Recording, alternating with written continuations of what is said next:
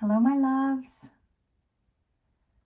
Sorry that I'm starting a few minutes late today. Apparently, Facebook is having some challenges. So, hello. Today, I want to talk about intuition and psychic development. How do you increase your intuitive gifts in order to be able to connect with your guides, loved ones, avatars? Now, I'm sure, like most of us, you've already had experiences throughout your life that you would classify as a knowing of something that you had no way of knowing. Or perhaps you are someone who's gotten feelings or vibes from specific situations or certain individuals that were strong enough to change your mind and cause you to do or say something different than you planned on. Maybe you've described it as a bad feeling about something or someone. Or you might have gone the more intellectual route in an explanation and said, I just don't like the sound of this, or I don't think this is a good idea. When we get these hits or gut sense, it isn't your thinking ability that was triggered about something. It was your feelings. Now, Dr. Joe Dispenza says, thoughts are the language of the brain, but feelings are the language of the body. I would agree and add to that sometimes our body speaks to us of our feelings in ways that our minds can't understand or process. Have you ever described getting a pit in your stomach or a sour taste in your mouth? Or said simply, I can't stomach that, or I can't swallow this? Maybe something gave you the chills or the willies. Whatever phrases you relate to, I'm willing to bet that you do relate. Of course you do. We all can feel the language of the body, even if we've suppressed our actual feelings. So, what do these messages from the body mean? Well, they are speaking the wisdom of our highest selves, our spiritual selves, our universal selves, the part of us that is connected with the all that is, our Holy Spirit, our collective consciousness. Whatever words you like or use, they all really mean the same thing. That part of us that is so much greater than just the physical costume we're wearing for this living play. I like to imagine an inverted triangle, and the tip is us in human form. The greatest portion of our beingness is actually outside of our body, with a different vibrational form not contained by mass. We are so much bigger than the roles we're playing in this life, and we do have the ability to connect to this energy and the wisdom that it carries. I personally have been teaching this and practicing this for over 20 years. So, why does it matter? Well, all the information that you need to truly enjoy your life and to know the happiest and healthiest way to live it is there. All the answers you've been seeking, all the guidance you've been needing is just waiting for you to connect to it. Believe it or not, we're in constant contact with the all that is.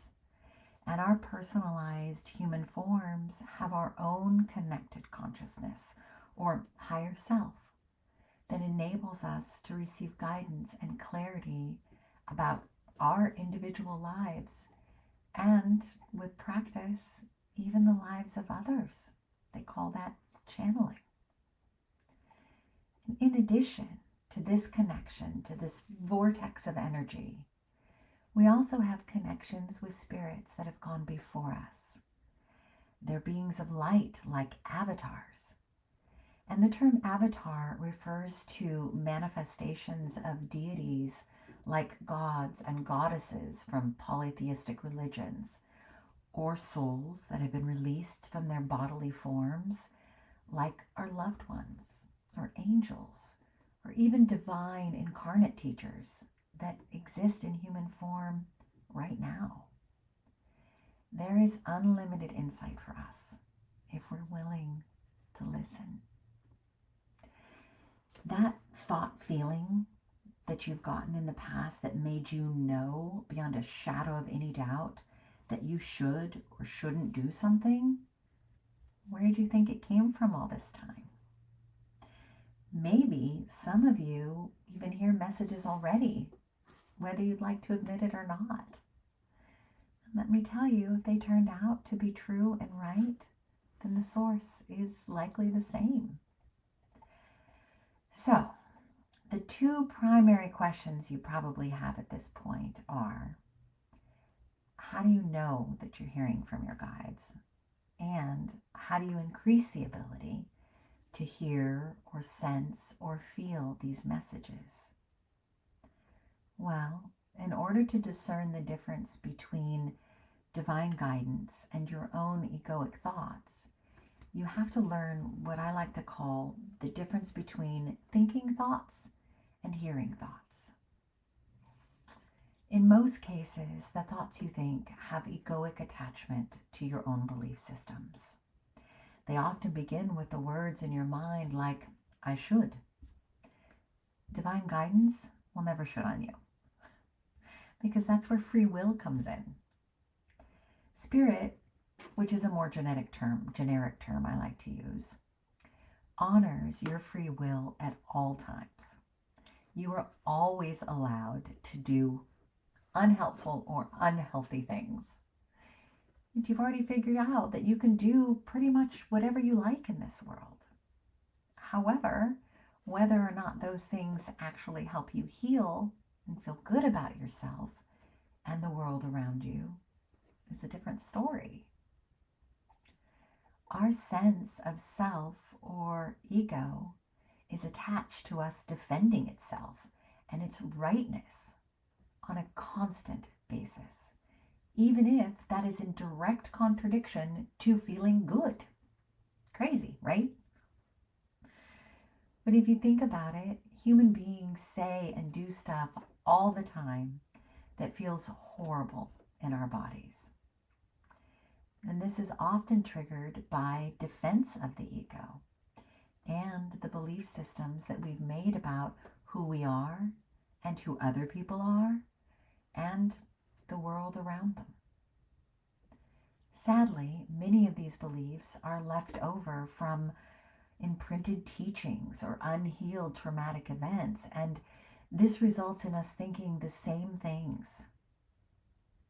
over and over again, and then believing the same things that we always have, which results in us living the same life day after day.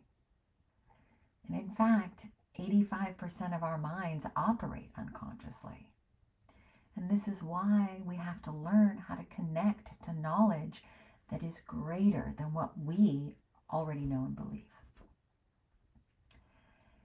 Spiritual guidance, unlike that of our ego, will not be defending anything other than our own personal happiness.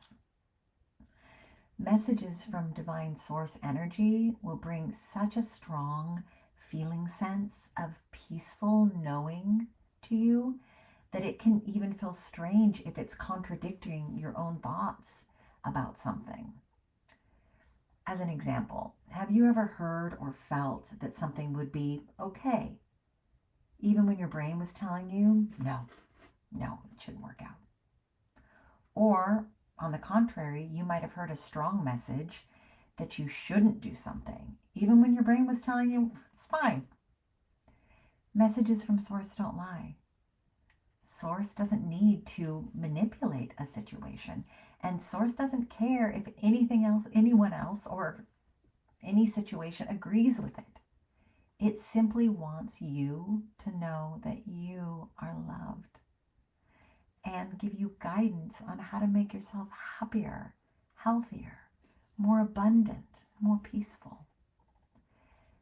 So how do you learn how to do this?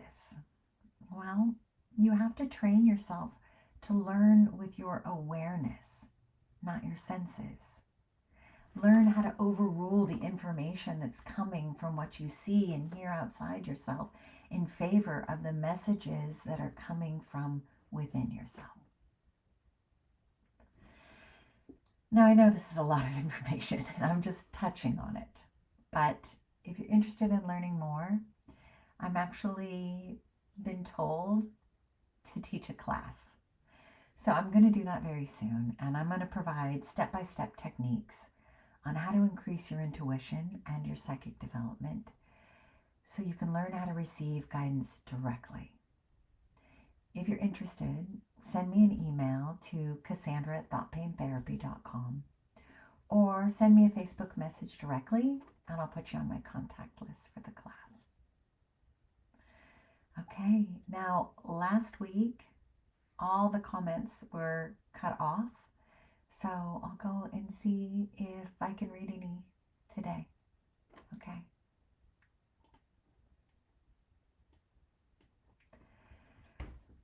When I have a gut feeling, it always works out if I follow it. Yeah. Right? Isn't that amazing? And again, it's not a thought feeling, right? It's separate from that. It's not your brain that's telling you this. It's this knowing sense that you have.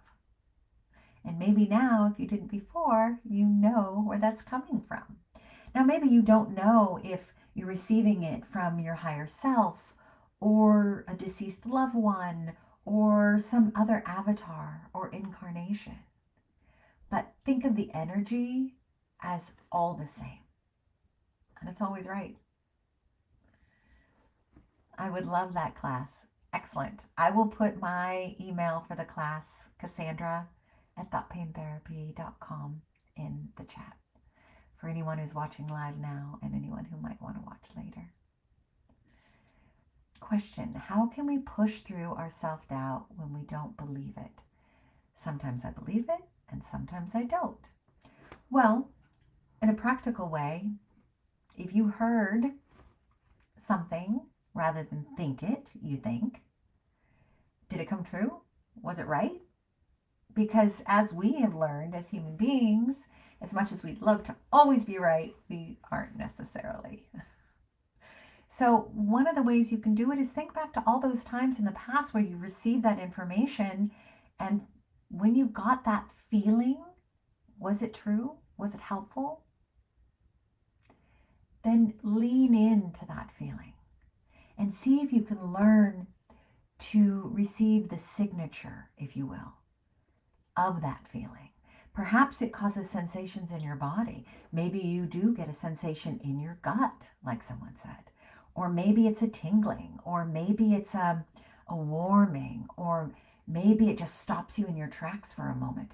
But there generally is a physical sensation that goes along with it. And sometimes you can even learn to differentiate between speaking to perhaps an avatar. I work with Freya. I also work with the Bodhisattva Kuan Yin. I've also worked with so many others, and each one of them, the more you learn, the more you can get a sense of what they sound like, if you will, even though, contrary to what some people have said or believed, you're not going to hear it in someone else's voice, right? Your brain is going to likely give it to you in your voice. What might be different is the speech pattern or the tone or the emphasis. And what often is different, and what I enjoy that helps me see a lot of the knowingness, if you will, that it's not my egoic self, is I will hear things that I didn't know. So I will often, when I'm channeling for myself or someone else, think to myself, I wouldn't have guessed that. That's not something I would have thought. And I love those moments because it lets you know that you're not thinking it. So I hope that helps. And also in the class, I'm going to teach you some specific tools to kind of up level quickly, right? Because again, I've been doing this for over 20 years, and I'm not going to suggest practices that you're going to take 20 years to get to, because that's not very nice. So instead, I will be teaching some ways that I've learned to kind of fast track these tools. So I hope I get to see you there. I hope you join me. I love you all very much. And as always, thank you for joining me on this Mind Body Monday. And take care of yourself for me.